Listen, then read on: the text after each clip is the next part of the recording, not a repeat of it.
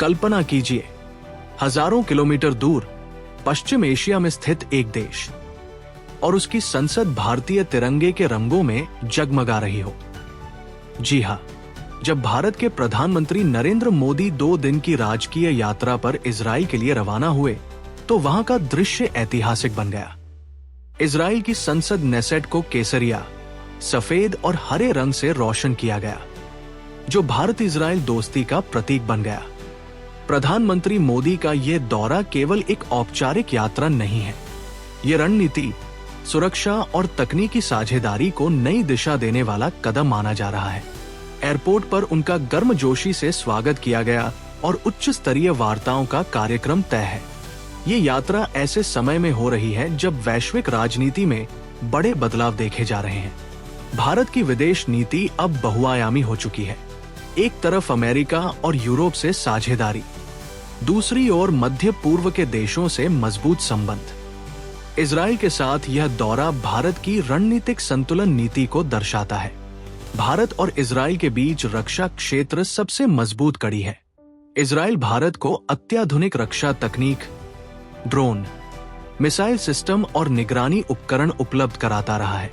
इस यात्रा में रक्षा सहयोग को और गहरा करने पर चर्चा होने की संभावना है। विशेषज्ञ मानते हैं कि भारत अपनी सुरक्षा जरूरतों को देखते हुए इजराइल के साथ दीर्घकालिक साझेदारी को प्राथमिकता दे रहा है। इजराइल अपनी ड्रिप इरिगेशन और जल संरक्षण तकनीक के लिए विश्व भर में प्रसिद्ध है। भारत के कई राज्यों में इजरायली तकनीक से खेती की उत्पादकता में वृद्धि हुई है। इस दौरे में कृषि नवाचार और स्टार्टअप सेक्टर में भी सहयोग बढ़ाने की चर्चा हो सकती है।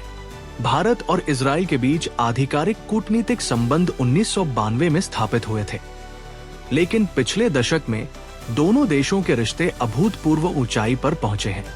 प्रधानमंत्री मोदी की ये यात्रा इन संबंधों को और संस्थागत रूप देने की दिशा में महत्वपूर्ण कदम मानी जा रही है। अपने दौरे के दौरान प्रधानमंत्री मोदी वहां रह रहे भारतीय समुदाय को संबोधित करेंगे। ऐसे आयोजनों में अक्सर प्रधानमंत्री भारत की प्रगति, आत्मनिर्भरता और वैश्विक भूमिका पर जोर देते हैं। ये न केवल कूटनीति बल्कि सांस्कृतिक और भावनात्मक जुड़ाव को भी मजबूत करता है।